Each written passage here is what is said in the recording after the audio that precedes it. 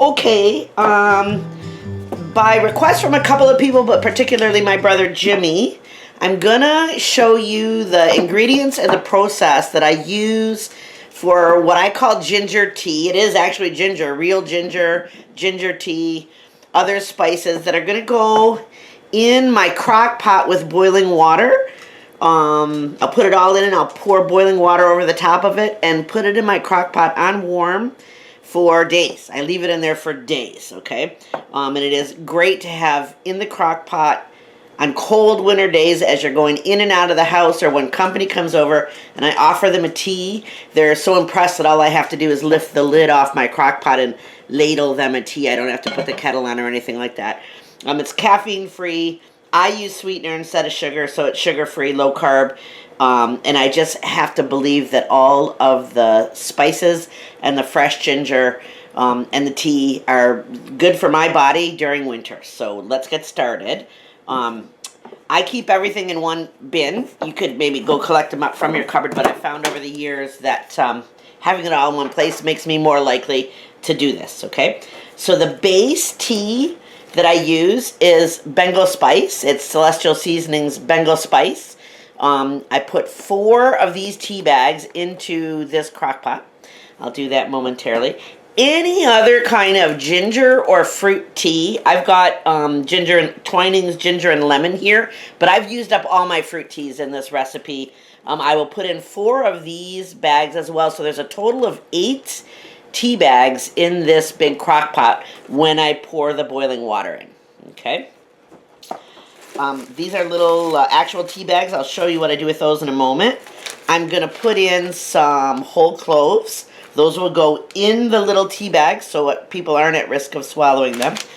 Also in the little tea bags will go star anise, which has a really different kind of a flavor.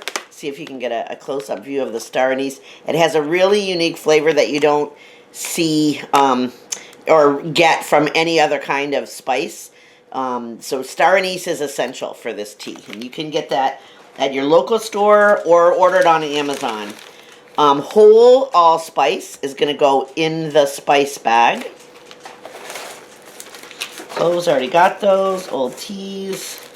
Open cloves, and cinnamon sticks. I'm going to put 2 or 3 whole cinnamon sticks in the crock pot. Those will stay there for days. And and one whole nutmeg.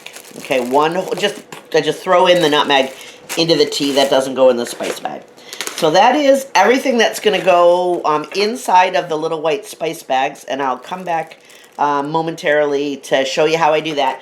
If you don't have these little white spice bags, which my daughter ordered for me from Amazon, you can use cheesecloth. You could use any kind of cheesecloth you buy in your grocery store, or even a little piece of white cotton. If you've got a scrap of white cotton, you could use that. These bags I find great.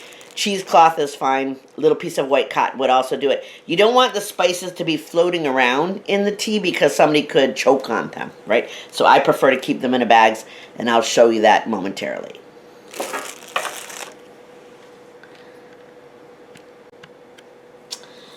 Okay, so I'm going to take one of the spice bags, tea bags, I guess we're going to call it, and into it I am going to put all of the star anise, which looks and smells so nice, and it really does look like a star, right? It really is a star.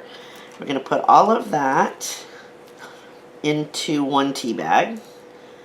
You could potentially squeeze all this into one bag. However, I have found generally by the time I get rolling, they're so full that I need 2. So I put the star anise in one and knot it so it doesn't come open while it's floating around in the crock pot.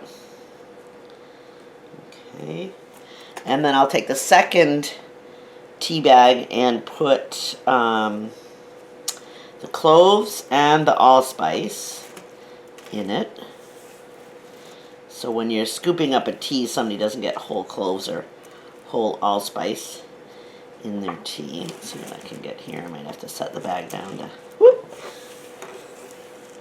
scoop all that into the bag.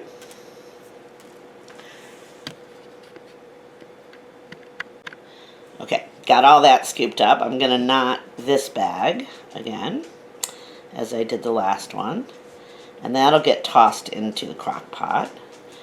Oh, I did mean to put my kettle on to boil the water, so I should do that momentarily. Okay, so we're just going to knot that. And again, if you have cheesecloth, you could use that. If you had a little piece of white cotton that you didn't care if you ever used it again, you could use that. Okay. And the whole nutmeg and the cinnamon, I will just throw those in whole. Okay, hopefully you wouldn't actually scoop that up in a cup of tea and choke on it. But there's the 3 big cinnamon sticks, okay, from Bulk Barn.